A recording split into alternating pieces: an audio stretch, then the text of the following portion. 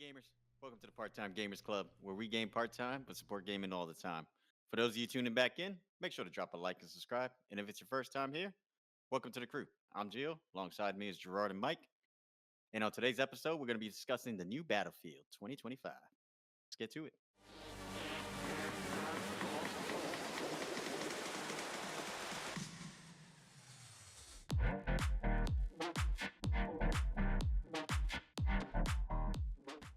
The next Battlefield that is coming out is speculated to come out 2025 at earliest April. This next game in the series is going to hopefully be the moment that EA needs, because the last two games, Battlefield 5 and Battlefield 2042, did not seem to meet expectations, especially the latter with its fail on launch. These games are hopefully going to be a minor setback for the development team, especially now that EA has put a lot of development on this with 4 different teams: Motive, Respawn, DICE, and Ripple Effect.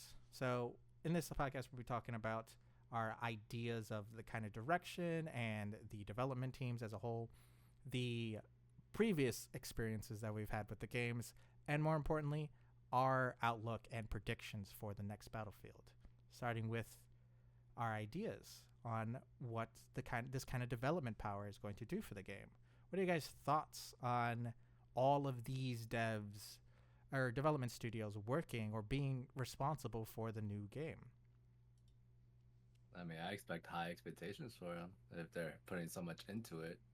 And it's been what? How long? How long was the last Battlefield that came out? I don't even. I think like 2 years. 2 years. So I'll be honest. I'll I double have check. I have no footing or any idea of how Battlefield was because I've never played it. So, I never have experienced it. So Really? You never anything. played any of them? I've never played any of the Battlefield. I know that a lot of people love it, and they actually would prefer Battlefield or Black Yeah, Ops. yeah, not me. But I just never played it, so I have no like sense of idea of how if an improvement was needed or something along the lines. I mean, Gerard said the other two games bombed, but I wouldn't know that because I haven't tried it myself. I haven't played it. I don't know the difference. So anything that new developers are going into it and come in well high expectations, I'm probably on equal footing if I were to try it, and I would just probably base it off on that game individually than basing it off on previous games because I don't have any knowledge of that. So, am I excited for it? I'm excited to see it and hear how it fares amongst the audience. But will I play it? Really depends on you two. Uh, I'll just be honest. Well, so for me to speak on it, I played a couple of the I think it was like the Battlefield 2 and 3. I think I played a little bit of. I feel like there was another one that was in between though, Gerard. Wasn't there like a Battlefield Bad Company or something like that? Or no, am I wrong? Battlefield Bad Company and Battlefield Bad Company 2 are technically 3 and 4. No, 2 and Yeah, 3 yeah. are technically I know. 2 and 3. All right. So I just remember that Bad Company name. So I know I played a couple of them. I was never big on them. Which intrigued me was I came across something. I can't remember exactly, but I know I sent it to you right away when I saw it. Basically, it sent me to the IGN article speaking about the Battlefield. That's when I saw the 4 development teams, and then Vince Zampella, if that's how you pronounce his name, Zampella. Um, he's the CEO or one of the co-CEOs of Respawn Entertainment. So that really intrigued me because he's the one basically deciding the direction of the game. I don't know if he's considered the actual director, but I think I read something that he's basically has all creative control in Creative sense of control. creative freedom. Yeah, Yeah. so he's gonna decide how this game goes, which I find very interesting because Respawn Entertainment, being Respawn with Titanfall series, Apex, a lot of their team was originally Infinity Ward, so they made the original Call of Duty Modern Warfare games. So I'm like, this is interesting because I wonder what kind of vision he has for Battlefield, how they look to implement that. I think they have a lot of development power being put into this. So I feel like for me, just first look, first impression, Obviously, with no trailer yet, it's just they only released concept art and then a little bit of this article. I just feel like they're trying to make a comeback similar to Call of Duty with Black Ops 6. They're investing a lot into this project. So it seems very promising. And I kind of want to see what kind of influence Vince has on the game. And will we see some elements of Titanfall? Will we see some elements of Apex? Because they are introducing a battle royale for the first time, I think, the first time in a Battlefield game. Yes. You can correct me if I'm wrong. Yeah. All right. So, yeah. So that's going to be interesting. Obviously, I feel like there'll be a heavy influence of Apex in that, but still feel like a military game. And yeah, that's why I really, because I know Gerard, you played the Battlefield series, you're more in tune with it, so I was really interested in it, and it's piqued my interest because I have dabbled in them, but I was more of a Call of Duty player. Yeah, I want to make some corrections to what I said a little earlier. Battlefield Bad Company and Battlefield Bad Company 2 are the first and second for Battlefields. And then Battlefield 3 came out, Battlefield 4, and likewise Battlefield following that. And 2042, Battlefield 2042, excuse me, came out in 2021. So 3 years ago. It's been so long, man. But yeah, so I had experiences and my ideas with all these development teams. Definitely gives me hope, especially since DICE is working on the multiplayer. DICE was responsible for the Battlefield Bad Company multiplayers and Battlefield 3. Now, Battlefield 4 was like lackluster in some ways, but still like sold well. It just was lackluster. And a lot of people were not 100% on that. It wasn't until Battlefield, I think 5, and mostly Battlefield 2042, which were received very poorly, but more so 2024, or not 2024. That's our year. Well, it's still received badly. 2042 was received badly. But yeah, like with all these, like DICE putting efforts into multiplayer, which they were good at, and then we having Respawn overlooking everything, and also with the new Battle Royale probably influenced by Respawn, and the implication of the Criterion doing a story, hopefully with one team focusing on the story, it could be good, but also the division between tasks. So like the multiplayer team is not separated, they're just focusing on the multiplayer. So if one of these things falter, it is not going to be the whole game, it's just one kind of department of it. So that's what's something to look forward to. But yeah, I'm going to go put this on our next point, our experiences with it. I have played Battlefield Bad Company, Battlefield Bad Company 2, Battlefield 3, Battlefield 4, and a little bit of Battlefield 5. I did not pick up Battlefield 2042 only because I played the beta and didn't like it. Okay, makes sense. So, now, I, growing up, was mostly into Call of Duty until I moved, and then went away from like a whole bunch of Call of Duty people. And then when I moved, all my friends played Battlefield, and I joined them playing Battlefield, which hooked me on Battlefield. Because in my mind, Battlefield was and this is going to be a controversial take and hot topic, Battlefield was the original Battle Royale. But it was more so because Battlefield, before any Battle Royale was putting 100 people on a map, Battlefield was doing it first with 50 on 50 with Ground War, which it may be not feeling like a Battle Royale in that sense, but it gives you that large scale warfare thing that at the big maps which Battle Royales give. And like that's my thought about Battle Royales is like you like do trios in Apex, and then like technically you have a small team versus everybody's small team, but in Ground War it's like, yes, my team is huge, but the map is so big it doesn't make a difference because I'm like in a small cluster with my squad anyway. So it doesn't change the narrative and like the overarching thing, but Battlefield was doing it first. Battlefield was the one that was putting a whole bunch of people on a map and still feeling lonely.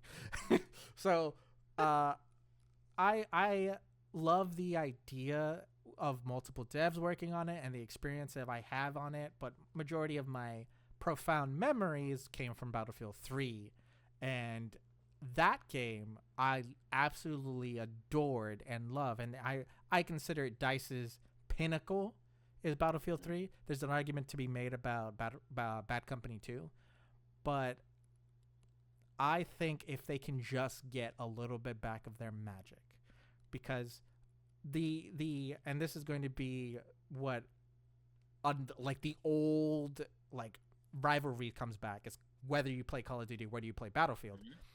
Call of Duty is going in a new direction that changes up the game completely and refreshes it for a whole bunch of veterans.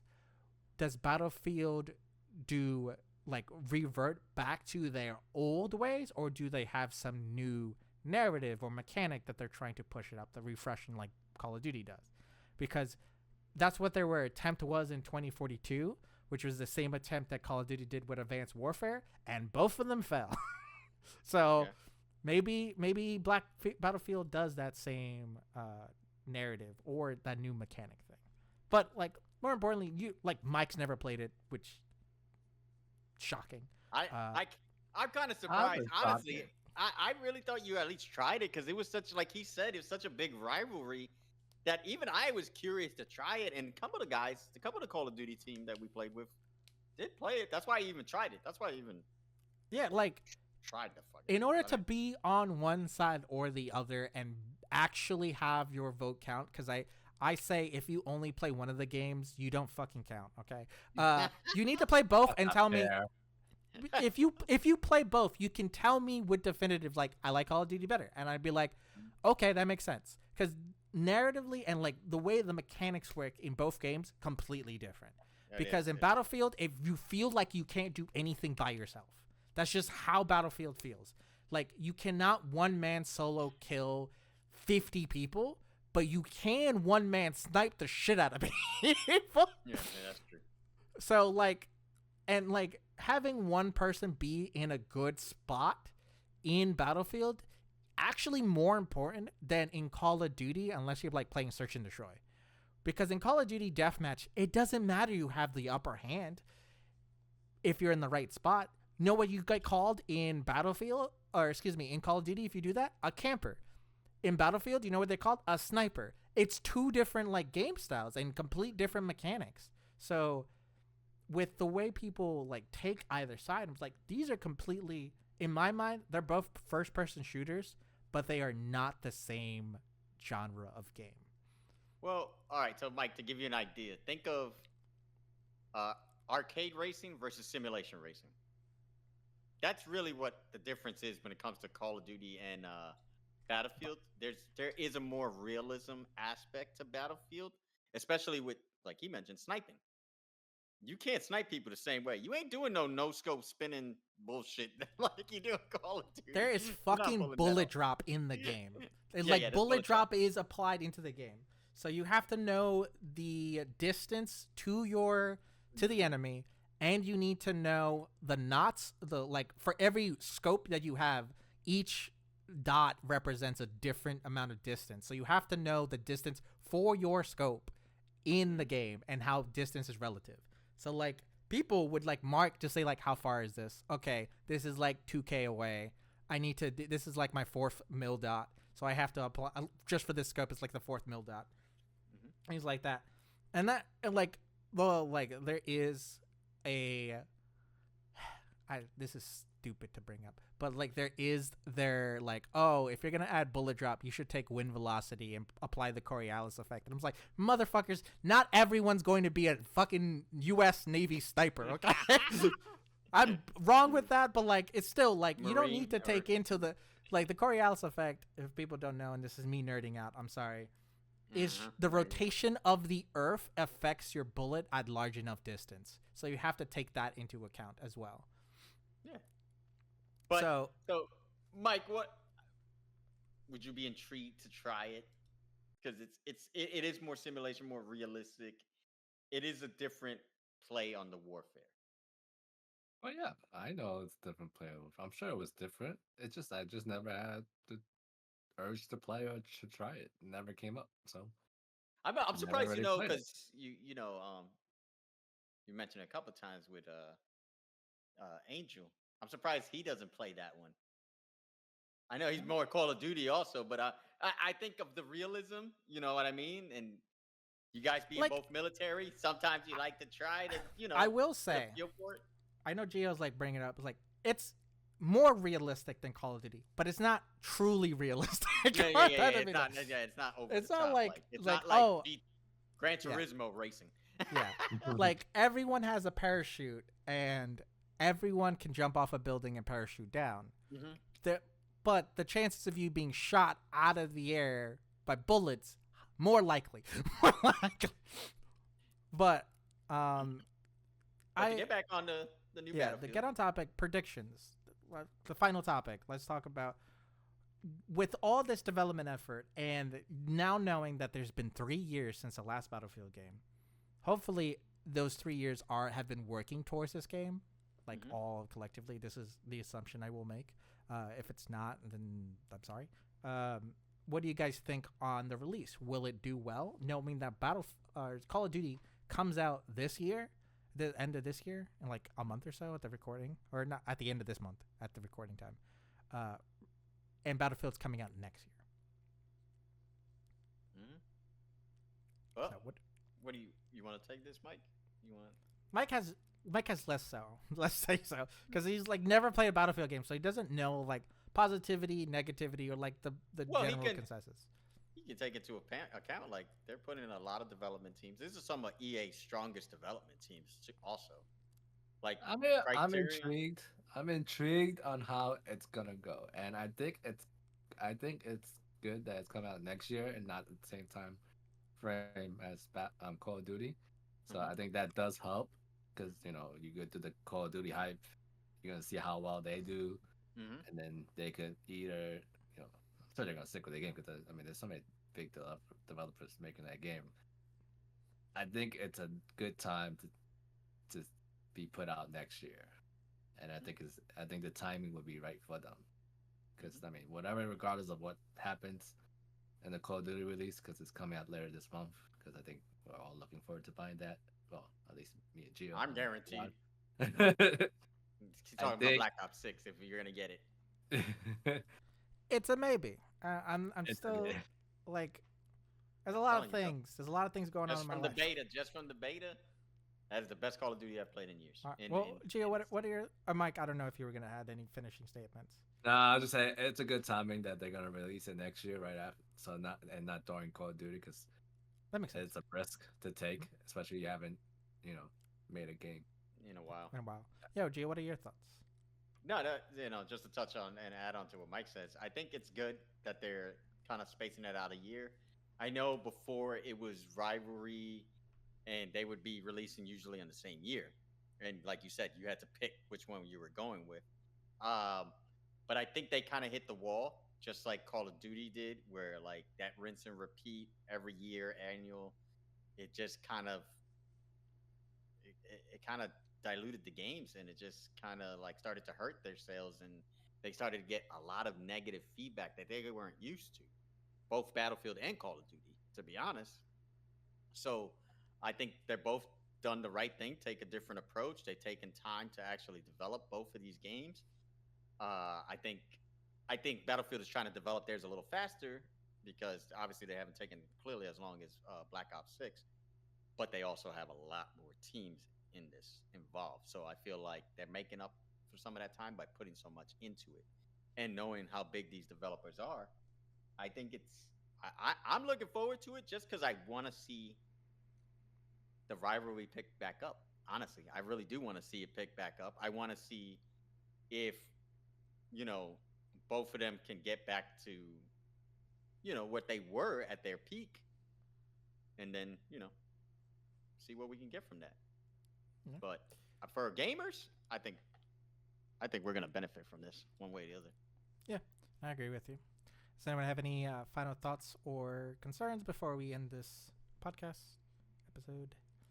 All right. That's it from us, gamers. Thank you for watching.